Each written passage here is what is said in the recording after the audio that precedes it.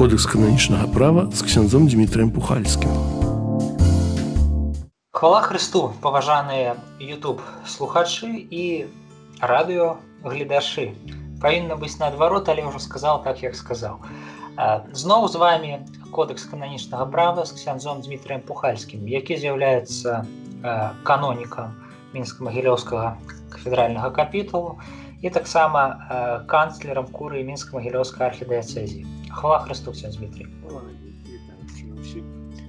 Сёння ў нашай перадачы мы прыцягнем разважанні над інстытутамі канцэкраванага жыцця. Нагадаю, што ў мінулай перадачы мы наогул казалі, што ёсць такая форма жыцця ў касцёле, што эта форма права дазваляе, каб яна змянялася, можа прыдумаліся нейкія формы, новыя формы канцэкраванага жыцця. Але сказалі аб тым, што гэты стан, калі чалавек прысвячае сваё жыццё Богу праз шлюбаванне, праз складанне манаскіх абяцанняў, беднасці, убоства, паслухмянасці, гэта стан унікальны ў касцёле, ён не належыць да стану ні духоўнага, ні стану свецкага, гэта стан, праз які чалавек хоча жыць тымі евангельскімі цнотамі і прысвяціць такім чынам сваё жыццё Пану Богу. І сёння працягваем нашыя разважанні. І такое пытанне, якое, напэўна, многія сабе здаюць, каго можна прыняць у інстытут канцэкраванага жыцця.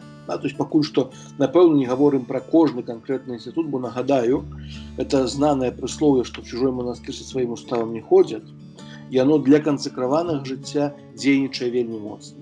Таму што сапраўды кожны інстытут канцэкраванага жыцця, нават часамі кожны кляштар мае свае статуты. Там ўсё это распісана. Але тым не менш, ёсць нейкія агульныя рысы, агульныя формулы, пра якія зараз будзем казаць. У інстытут канцэкраванага жыцця можа быць прыняты любы католік, які кіруецца сапраўднай інтэнцыяй, валодае якасцямі, якія патрабуюцца паўсюдным і ўласным правам, і які не стрымліваецца ніякай перашкоды. Першая рэч, можа быць прыняты любы католік, які кіруецца сапраўднай інтэнцыяй. Тут зноў-такі то, што мы казалі, справа паклікання. І часамі, нейкі час таму назад, дзяўчына праваслаўная напісала ліст у куру, ці можа яна стаць членам жаночага, каталіцкага, манаскага, інстытута канцэкраванага жыцця, скажам так. Права гаворыць, павінен быць католік. Напэўна, пытанне ўзнікае, чаму дзяўчына праваслаўная захацела ў каталіцкі кляштар. А яна сябе дагэтуль ідэнтыфікуе як праваслаўная? Так. Даволі дзіўна. Дзіўная, сапраўды дзіўная сітуацыя, але тым не менш такое ёсць. Паверце, што розныя дзіўныя сітуацыі ёсць, лісты таксама, усялякія, з рознымі пытаннямі людзі пішуць, звоняць. Таму проста разважаючы пра інстытут канцэкраванага жыцця, успомнілася гэта сітуацыя, што была дзяўчына, якая хацела. Але першае, любы католік, які кіруецца сапраўднай інтэнцыяй. Тут гэта пытанне, што такое это сапраўдная інтэнцыя. На сённяшні дзень, я думаю, што напэўна, ва ўсіх ужо інстытутах, можа ў большасці, ёсць, скажем так, пэўныя метады, можа не добрае слово ўжываць, праверкі інтэнцыі, з якой чалавек хоча ісці ў кляштар. Але тым не менш праводзяцца розныя і размовы, і тэсты, і псіхалагічныя, і розныя іншыя. Каб чалавек, каб сапраўды паглядзець на ягоную інтэнцыю, паглядзець на ягонае жаданне, ці ён сапраўды жадае быць у кляштар, ці ягонае жаданне прысвяціць сваё жыццё Богу сапраўды з'яўляецца шчырым, ці там няма нейкіх іншых, скажем так, інтэнцый укрытых. Бо, на жаль, паўтаруся, у жыцці бывае вельмі проста. Асабліва сёння, калі розныя сродкі дапамагаюць рабіць розныя рэчы. Далей, валодае якасцямі, якія патрабуюцца паўсюдным і ўласным правам. Натуральна, што каб быць членам інстытута канцэкраванага жыцця, членам нейкага манаскага інстытута, трэба валодаць акрэсленымі якасцямі. Гэтыя якасці могуць быць агульныя для ўсіх, мы кажам, гэта, напэўна, павінна быць, часцей за ўсё без адукацыі ў кляштар не бяруць, аб мінімальнай, базавай.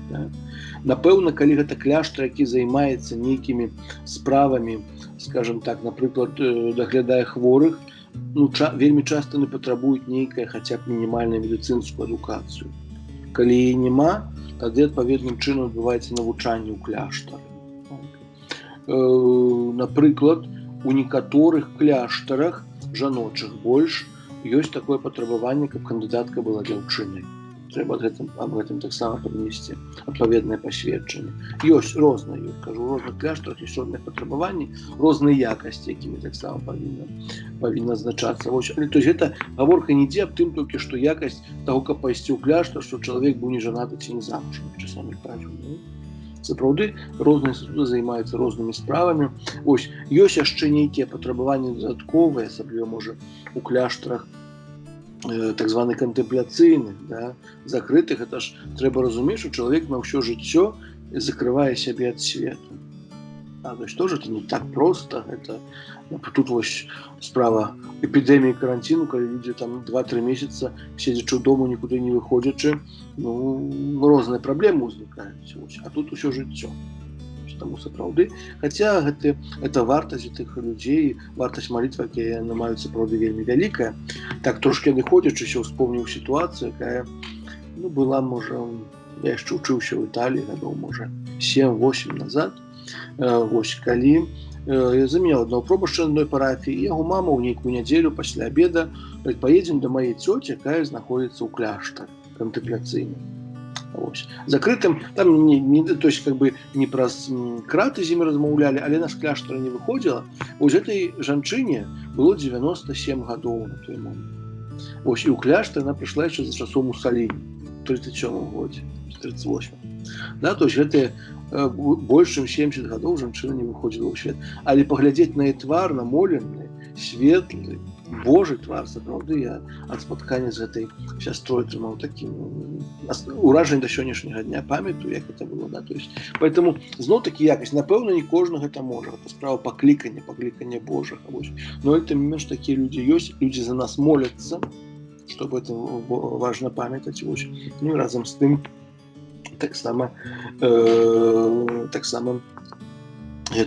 такая форма жыцця трывае. І трэцяе патрабаванне, каб кандыдат не стрымліваўся ніякай перашкодай. Зноў-такі ёсць перашкоды агульныя, то есть, напэўна, ніхто не можа з пэўнымі папраўкамі пайсці ў кляштар, напрыклад, заключыў сакрамент сужэнства. Сужэнства трывае, скажем, перад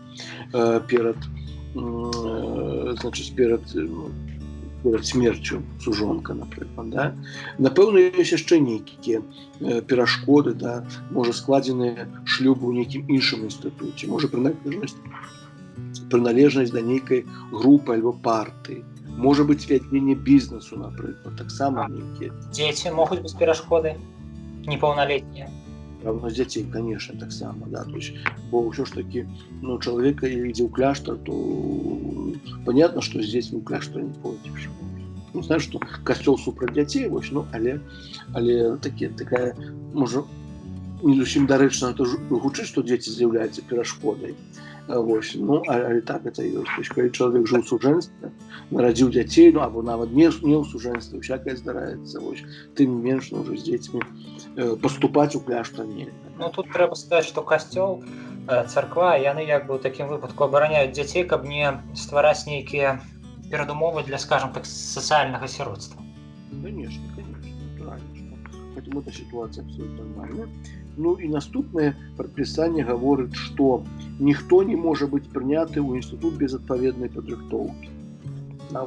Таму у большасці на нас інстытутаў ёсць этапы фармацыйныя. То есть пачынаецца, можа быць, пастулат, можа быць, навіцат, ён ёсць у кожнага да сапраўднасці, пра гэта будзем казаць, але могуць быць нейкія іншыя формы жыцця супольнага, апасталяты называюць, ініараты, пастуляты, гэтак далей. То есть нейкі час для таго, каб чалавек падрыхтаваўся да жыцця першай супольнасці, таксама каб падрыхтаваўся пазнаў харызму, дзе ён будзе, дзе ён хоча з Божай дапамогай прабываць і гэтак далей. Але нейкая адпаведная падрыхтоўка павінен быць. Далей. Кожны інстытут, беручы пад увагу уласны характар і мэты, павінен у сваіх канстытуцыях адкрэсліць парадак захавання івангельскіх парадаў чыстасці, убоства і паслухмянасці у залежнасці ад свайго стылю жыцця. То есть мы кажам, што гэтыя абяцанні чыстасці, убоства, паслухмянасці яны ёсць ва ўсіх. Толькі улічваючы характар інстытуту, яны могуць па-рознаму выглядаць. Напрыклад, калі возьмем тых самых сясцёр, якія жывуць у закрытых кляштарах, у іх таксама ёсць і чыстасць, і убоства, і паслухмянасць шлюбы. Толькі яны іх, скажем так, трошки, можа, інакш перажываюць, як сёстры, якія займаюцца апостальствам. Так, можа, справа, напрыклад, сёстры справа маёмасці, наяўнасці маёмасці. Так, у саміх там сясцёр можа нічога не быць, але ім трэба машыны, каб даехаць на вёску на катэхізацыю, напрыклад. Не, хто ж іх будзе вазіць, да? То есть яны маюць права кіравання транспартным сродкам, едуць, ідуць і гэтак далей. Да? А вось тут адразу ўзнікае пытанне, так? У розных светскіх краінах існуе вельмі рознае заканадаўства. Ці будзе, напрыклад, афармленне транспартнага сродку на пэўную сястру, натуральнае, афармленне ўласнасці, ці будзе яно парушаць нейкім чынам вось гэта яе убоства? Калі, напрыклад, так прасцей працаваць нейкаму інстытуту. Ну, бо бывае, што там могуць быць вельмі складаныя перашкоды, каб аформіць усё гэта на сам інстытут, як на юрыдычную асобу. Ці кажа пра гэта штосьці кодекс? Кодекс, гэта казаць, напэўна, не будзе і не кажа. Гэта ўжо справа ўласных статутаў. Вось, напэўна, можа справа падпісання нейкай нават дамовы, да, паміж, можа быць, сястрой і настаяцелямі інстытута, паміж настаяцелямі і біскупам, то можа быць вельмі па-рознаму вырашана. Бо, напрыклад, калі браць сітуацыю беларускую, то у нас вельмі немнога законаў альбо кляштараў, то, што мінулы раз сказалі, зарэгістраваны менавіта як закон. Да? То есть, напрыклад, калі інстытуты кансакраванага жыцця, калі, напрыклад, святары з'яўляюцца членамі інстытута кансакраванага жыцця, то есть для светскай улады это просто святары. Што там аб'яднаны, у якіх парафіях могуць быць, это ўлада ўжо, ну, па сутнасці, не датычыць. Да? То есть яны працуюць як святары. Да? То есть такая справа. Вось, таму натуральна, што там нейкая маёмасць, калі ёсць, яна даволі часта запісваецца на канкрэтнага чалавека. Вось тут, конечно, могуць быць пасля пытання ўзнікаць і казус зноў такія былі, а што станецца з маёмасцю, калі чалавек пакідае інстытут? Но гэта справы сумлення павінны быць нібыта. Так, ну але там, дзе грошы, там сумленнем па-рознаму это бывае. Вот. Але фактычна, нават калі пасвячоная асоба мае нейкую маёмасць, так, ну, мы кажам пра вялікую маёмасць, бо мабільны тэлефон, напрыклад, ну, понятно. Так, гэта іншае троху. То у любым выпадку, як бы нават калі на яе штосьці аформлена, то тут уже яна павінна неяк са сваім настаяцелем, там, ці правінцыялам, ці генералам абмеркаваць неяк все такім чынам, каб все ж таки гэта быў просто фармальны акт валодання, але рэальна гэта, ну, па сваёй сутнасці належала ордэну. Правільна я разумею? Все такі ёсць, так, ёсць. У розных краінах па-рознаму адбываецца, таму тут нешта так расказваць даволі. Дарэчы, вельмі яшчэ часта крытыкуюць манахаў, людзі далёкія ад рэлігіі. Ну вось, напрыклад, пайшоў манах там францішканец з айфонам у руках. Ці ёсць нейкія абмежаваныя нормы беднасці? Гэта прапісана ў статутах канкрэтных законаў ці як? Можа быць, ну, напэўна, у кодексе эканамічнага права няма нічога пра айфоны. Вот, бо кодекс пісаўся ў 83 годзе, калі айфонаў блізка не было. Зноў пра мабільныя тэлефоны ў кодексе мы нічога не знойдзем. Вось, ужо уласнае права інстытуту рэгулюе гэтае пытанне. Да? То есть некаторыя інстытуты, напрыклад, маюць такія прадпісанні, што там можна мець там машыну, якая каштуе не больш, чым столькі. Можна мець мабільны тэлефон, які каштуе не больш, чым столькі, напрыклад. То есть такія рэчы могуць быць. Могуць быць прапісаны, могуць быць дамоўлены, могуць быць як на форме такой пастановы, рады нейкай, это вельмі ўсё па-рознаму можа быць. Конечно, ну, розныя сітуацыі здараюцца, ну, але фармальна так это ёсць. Ясна, просто, ну, чаму я задаў гэтае пытанне, бо яны сапраўды законы вельмі розныя, і такіх законаў, каб ужо, ведаеце, валяліся людзі пад плотам, груба кажучы, можа, яны ёсць, але я іх не ведаю ўжо. Ну, пад плотам валяцца не законы, вось это. Не, ну я маю на увазе, што калі убоства ўспрымаецца настолькі глыбока, як, напрыклад, яго ўспрымаў святы Францішак Асісцкі. Вось такога, напэўна, амаль няма. Але гэта трэба глядзець канкрэтны статут, агульнае права дазваляе поўную свабоду. Так. І тут менавіта права вызначае, наколькі яны, наколькі гэтыя Ну, наколькі тут дазваляць такія справы, бо таксама датычыць беднасць, то ёсць вельмі розныя законы, да, то ёсць францішканцы, ёсць там латынцы, ёсць кармеліты, дамініканцы, і далей, у кожнага свая нейкая сістэма і, скажем так, фармаванне членаў і па сутнасці распараджэння маёмасцю, ёсць пытанне паслухмянасці, таксама па-рознаму гэта ёсць. Таму, ну, тут зноў-такі со сваім уставам чужой манастыр не ходит, еще кожна свае, поэтому... Ясно. Консенсус тут зразумелы только наконт чыстасці, якая ўсімі разумеецца аднолькава. Так, чыстасць усімі аднолькава разумеецца. Зараз дайдзём да гэтых радаў, бо наступныя каноны менавіта пра гэта і гавораць, пра кожную з гэтых радаў.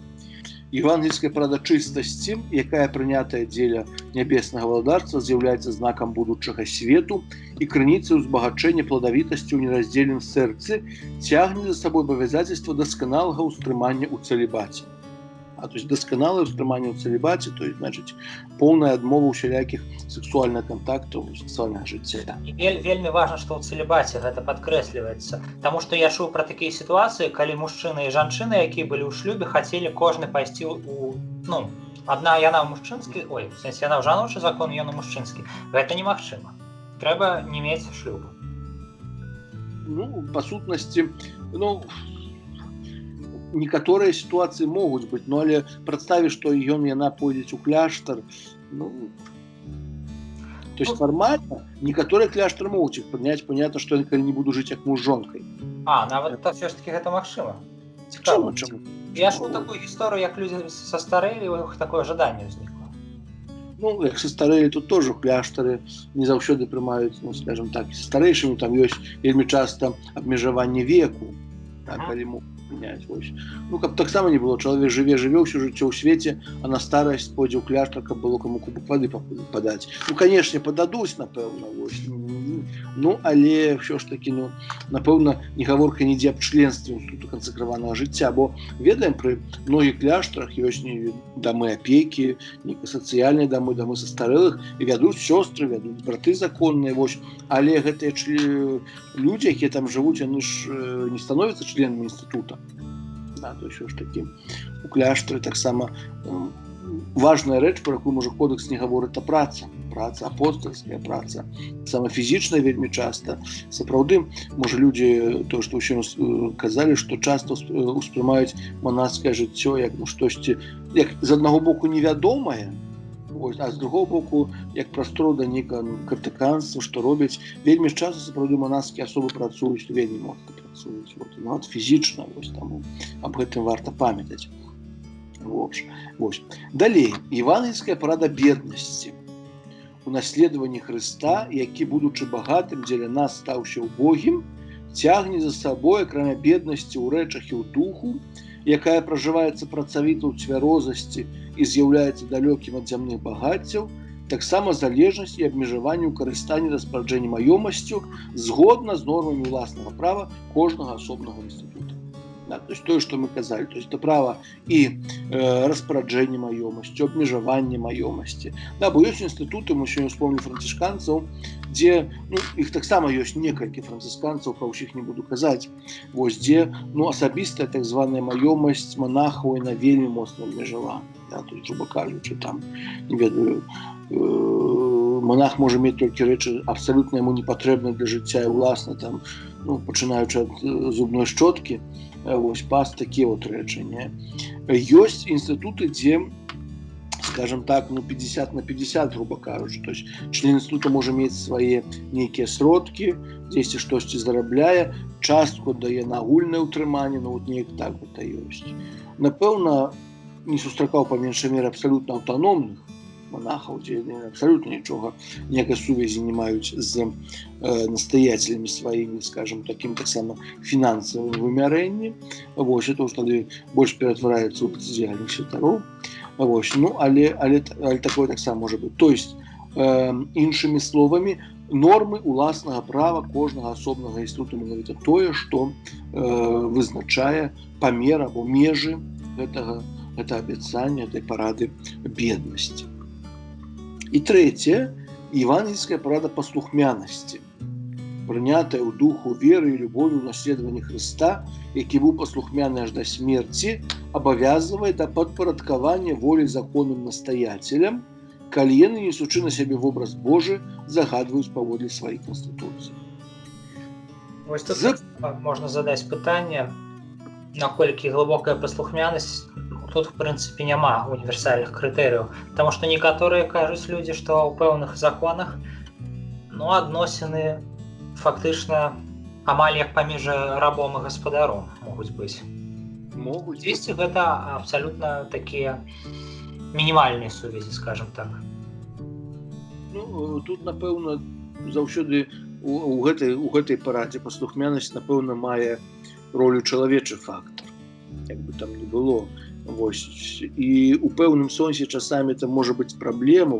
Я гляджу па працы Інстытуту кансакраванага жыцця з дыяцэзіі, адзін правінцыял ці інспектор, ці дырэктар, ці генерал вырашыў адно, прыходзіць другі, пачынае іншае прыдумваць. Але, напрыклад, умова падпісана паміж дыяцэзіяй і законам, а не паміж дыяцэзіяй і правінцыялам, напрыклад. Кажам, калі пра паслухмянасць, тут таксама трэба разважаць, што гэта таксама паслухмянасць не датычыць можа зусім усіх сфераў жыцця. Хаця зноў-такі трэба глядзець на ўласныя законы і статуты інстытута. Паслухмянасцю наогул справа выглядае вельмі цяжка усюды. Нават памятаю, адзін святар некалі казаў на рэкалекцыях, што ў святарстве ўсе думаюць, у святарстве, манаскім жыцці найбольшая праблема з чыстасцю. Не, найбольшая з паслухмянасцю. Сапраўды, зразумеюць, што праз настаяцеляў дзейнічае Бог, калі яны сапраўды выконваюць сваё служэнне, напэўна, гэта нелёгка і ў любой сітуацыі. Але з паслухмянасцю можна дакладна сказаць, што, напэўна, кансэнсусам з'яўляецца выконванне загаду на перамяшчэнне, напрыклад, на рэзідэнцыю ў тым ці іншым месцы. Конечно.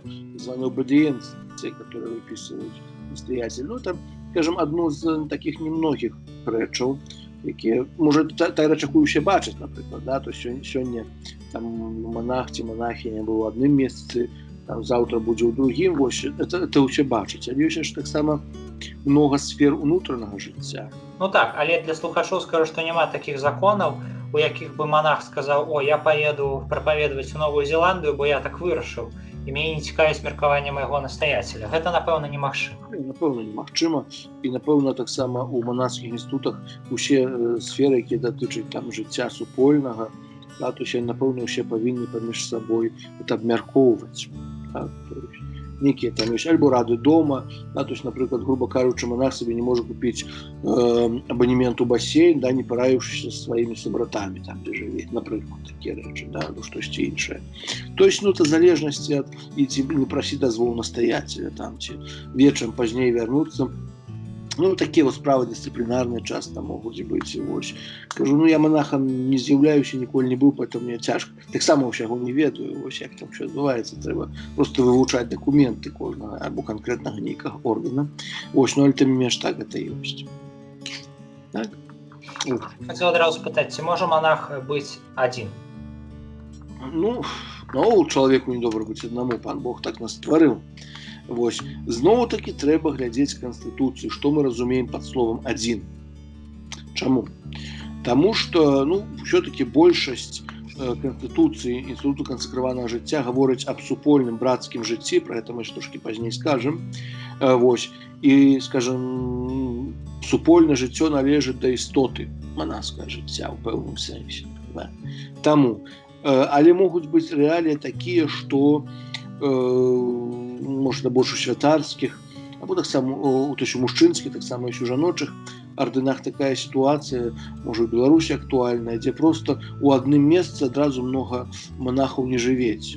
То есть яны фармальна заснаваны адзін дом, але яны жывуць кожны па сваёй парафіі. І раз там нейкі час сустракаюцца на малітве, на нейкіх іншых справах. Гэта наша рэчаіснасць такая, бо вельмі часта ў нас члены Інстытуту кансакраванага жыцця яны абслугоўваюць парафіі. І парафія невялічкая, яна не ўтрымае 2-3 святароў, напрыклад. Поэтому, неяк так знаходзяцца кампрамісы для гэтай сітуацыі, скажем так, нейкім такім чынам. Вось, поэтому неяк так это адбываецца. Зноў-такі ў кожнай сітуацыі па-рознаму і наколькі дазваляюць статуты інстытутаў, бо некаторыя спакойна, без праблем дазваляюць, а з некаторымі там ледзьве да генерала трэба пісаць просьбу. Па-ўсякаму это бывае. Але ў прынцыпе гэта збольшага не зусім нармальная сітуацыя. У нас у Беларусі так ужо проста склалася з гістарычных прычын, скажем так. Так. То звычайна ўсё, што монахі жывуць у групамі. Это адно з асноўных такіх адрозненняў святоўдацызіяльных, якія па сутнасці па аднаму жывуць. І далей, вот наступны канон гаворыць менавіта пра брацкае жыццё, як вы, можа, трошкі ўзгадалі.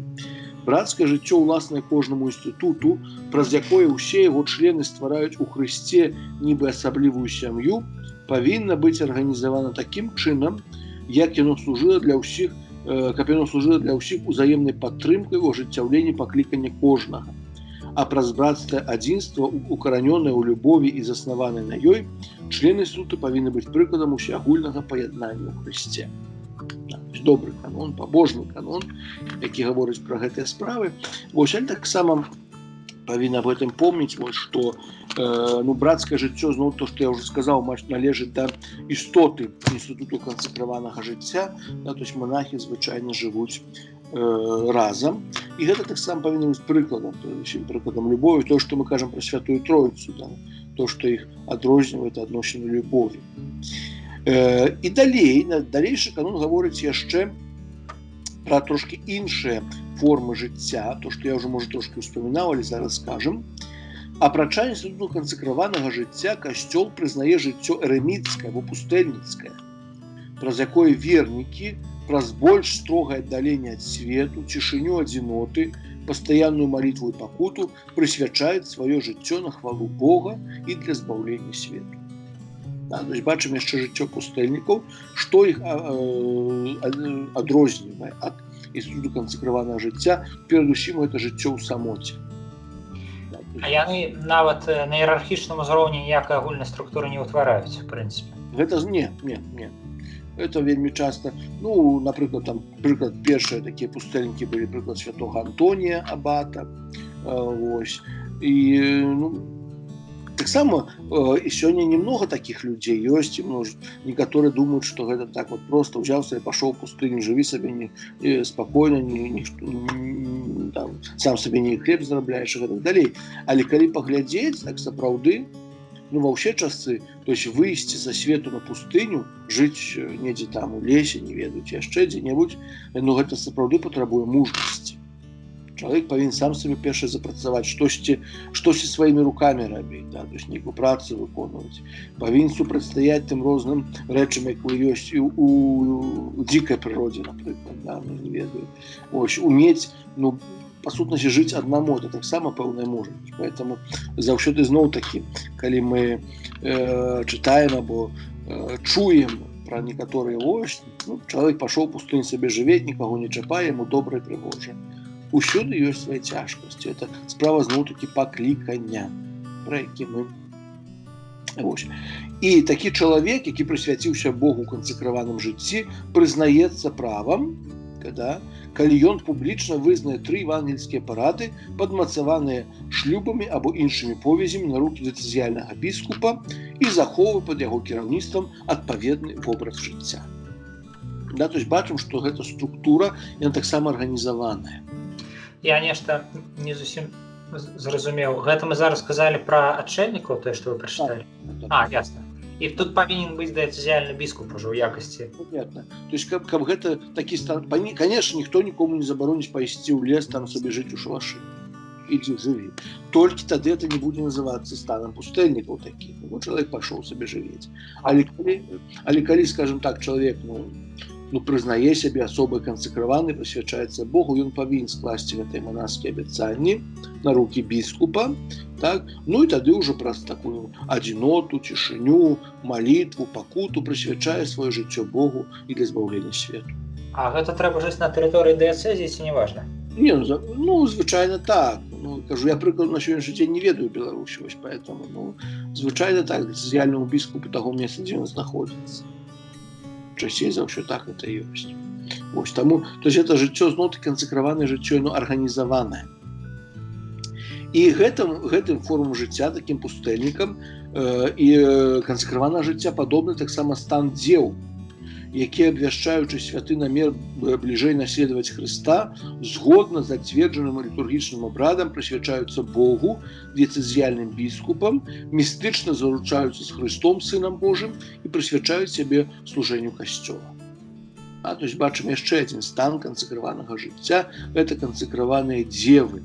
То есть яны зноў-такі, жадаючы наследаваць Хрыста, праз нейкі літургічны абрад зацверджаны, прысвячаюць сваё жыццё Богу, складаюць на рукі біскупа зноў-такі гэтыя абяцанні і такім чынам жывуць. То есть такія дыцэзіяльныя сёстры законы, як нехта сказаў. Так. Яны, іх значна болей, нават у Беларусі я ведаю адну. Тут даволі цікавыя з імі гісторыі былі ў мінулым годзе. Але напэўна, мы пра гэта не будзем. Будзем, так сказаць, ісці далей, праўда? Так. Ну і дзевы таксама канцэкраваны могуць утвараць пэўнае аб'яднанне, але разам з тым кожная з іх застаецца заўсёды, скажем так, аўтаномная. То есть это зноў-такі тое, што адрозніваюць канцэкраваных дзеў. Гэта па сутнасці жыццё ў адзіноце, але не забараняецца жыць разам, скажем так. То есть тут ужо альбо канстытуты дазваляюць, біскуп дазваляе жыць разам, альбо нейкім іншым чынам гэта пытанне вырашаецца. Так. Далей. Права зацвярджэння новых формаў канцэкраванага жыцця належыць толькі апостальскаму пасаду. То есть мы сказалі інстытут канцэкраванага жыцця, будзем казаць пра таварыства апостальскага жыцця, сказалі стан пустэльнікаў, стан дзеваў, можа штосьці яшчэ будзе, мы гэтага не ведаем. Але заснаваць менавіта новыя формы канцэкраванага жыцця, то есть штосьці, што можа быць, мы яшчэ нават сёння і падумаць на гэта не можам, яшчэ Святы Дух нам не аб'явіў, але апостальская сталіца можа гэта тады зацвердзіць. Так, і тут важна яшчэ адзначыць, все-таки мы вернемся да гэтага пытання. Я тут падумаў, што трэба сказаць, што я так разумею, што тыя формы, якія ўжо акрэсленыя, статуты кожнага закона і нават некаторыя агульныя, скажем так, статуты пустэльнікаў і дзеў канцэкраваных, гэта можа змяняцца, ў прынцыпе, са згоды апостальскай сталіцы ў тую ці іншую сторону, тым ці іншым чынам. Наконт тых жа канцэкраваных дзеў была вельмі такая шырокая дыскусія ў мінулым годзе наконт таго, як там разумець дзявоцтва. І чаго там толькі не было, якіх толькі прапаноў там не было. У выніку Дух Святы праз кангрэгацыю дактрыны веры ўсё гэта ўрэгуляваў так, як трэба. Але чаго толькі не бывае. Таму тут трэба сказаць, што калі апостальская сталіца, напрыклад, заснуе нейкую форму канцэкраванага жыцця як нейкая ўрачыстая беднасць публічна абвешчаная, то ніякіх праблем няма, яна такое права мае, правільна? Так, а таварыства апостальскага жыцця яны не адносяцца непасрэдна да формаў канцэкраванага жыцця. Ёсць іншыя рэчы, пра іх будзем пазней, многа пазней казаць. І разам з тым, што тое, што ўстанавліваецца інстытут канцэкраванага жыцця і членах, роўным чынам мае моцу адносіна да абодвух палоў, хіба што з кантэкста або натуры рэчы разумеецца іншае. Там, то есть, звычайна, ўсё ж такі, калі там мужчынскія законы, там яшчэ пытанне з уладай пасвячэння, уладай кіравання заўсёды ёсць. У жаночых няма пасвячэння, там, па сутнасці, то ўсё. Я яшчэ хацеў спытаць такую рэч. Пытанне будзе даволі дзіўным, але, паколькі я ўрачок з'яўляюся, я такое бачыў. Ёсць некаторыя захворванні, якія ускладняюць вызначэнне палавой прыналежнасці натуральным чынам, так? Гермафрадытызм банальны. То калі такі чалавек будзе веруючай асобай, так, і захоча далучыцца да нейкай формы канцэкраванага жыцця, закон мужчынскі, я не думаю, што гэта з'яўляецца перашкодай, напэўна, для далучэння да закону нейкага, але мужчынскі ці жаночы, гэта будзе абірацца на падставе разуменнем той полавай прыкметы, у якой ён гадаваўся ўсё жыццё, ці як?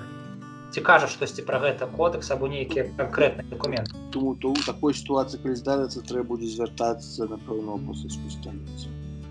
То бок гэта сітуацыя настолькі рэдка, што агульных дакументаў па ёй няма.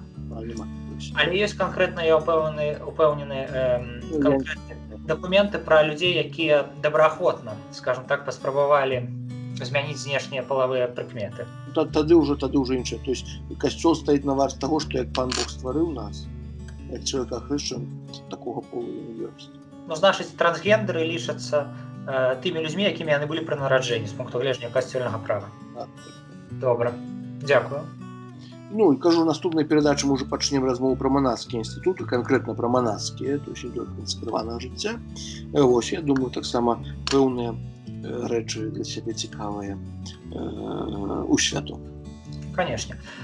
Ну, напэўна, на сёння гэта ўсё. Дзякую вялікі ксёндз Дзмітрый, у тым ліку, што і не толькі далі агульную такую звестку, але адказалі на такія даволі дзіўныя пытанні, якія, тым не менш, у сённяшняй рэчаіснасці, на жаль, становяцца больш і больш актуальнымі, бо гэта ўсё даволі важна. Пра перашкоды ж будзем казаць таксама асобна, потым падрабязна, бо перашкод насамрэч даволі шмат, наколькі я гартаў. Дзякую шчыра, паважаныя слухачы, сустрэемся з вамі праз тыдзень ці праз 2, як Бог дасць. З Богом! З Богом! Вы слухали перадачу «Кодекс кананічнага права» з ксяндзом Дмітрием Пухальскім.